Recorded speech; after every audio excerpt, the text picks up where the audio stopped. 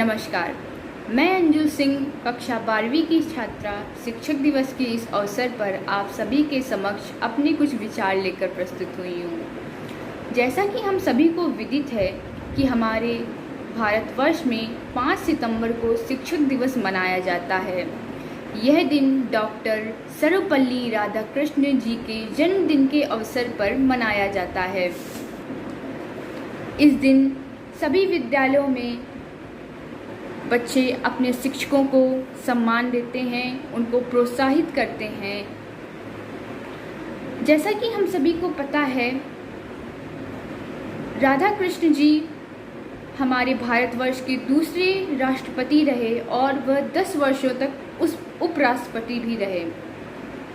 राधा कृष्ण जी ने शिक्षा के क्षेत्र में अपना बहुत योगदान दिया। उनका लगभग पूरा जीवन शिक्षा के लिए ही समर्पित रहा। शिक्षक हमारे जीवन में बहुत महत्वपूर्ण स्थान रखते हैं। वे हमें सही गलत का ज्ञान देते हैं और एक सही मार्गदर्शन भी दिखाते हैं। वो हमारी सफलता के लिए दिन रात मेहनत करते हैं। शिक्षक हमारे समाज में भी एक महत्वपूर्ण स्थान रखते हैं। अगर वे भविष्य की पीढ़ियों को शिक्षित करते हैं और सही दिशा में बढ़ने में मदद करते हैं। शिक्षा एक जिम्मेदारी और चुनौती भरा पेशा है।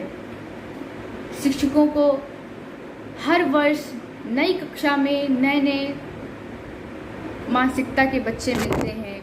कुछ को जल्दी समझ में आता है, कुछ को कुछ वक्त लगता है।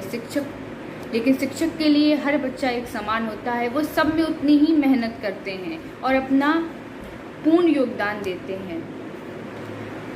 डॉक्टर राधा कृष्ण जी का जन्म 5 सितंबर 1888 को तमिलनाडु में हुआ था। उनके पिता एक ब्राह्मण थे और तमिलनाडु के ही एक छोटे से स्कूल में शिक्षक भी थे। उनकी माता पार्वती देवी एक गृहिणी थी। राधा कृष्ण जी की प्रारंभिक शिक्षा तमिलनाडु में ही हुई और उन्होंने अपने जीवन में बहुत संघर्ष किया और तब जाकर वे सफल हुए। राधा कृष्ण जी भारत के पश्चिमी दुनिया में लोकप्रिय व्यक्तियों में से एक थे। उनके कुछ प्रमुख कार्य हैं। इंडियन फिलोसफी 1923 में उनकी प्रमुख कार्य है। राधा कृष्ण को भारत का सबसे महान राष्ट्रपतियों में से एक कहा जाता है।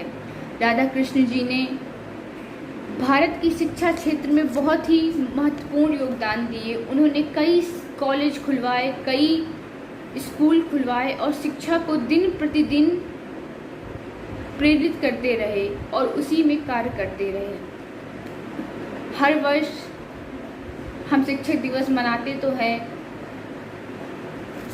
अपने शिक्षकों को सम्मान देते हैं, उनके कार्य को और बेहतर करने के लिए प्रेरित करते हैं। पर हमको खुद से भी एक वादा करना चाहिए कि हमें अपने शिक्षकों का योगदान देना चाहिए। वो जो हमें करने के लिए कहते हैं वो हमें करना चाहिए।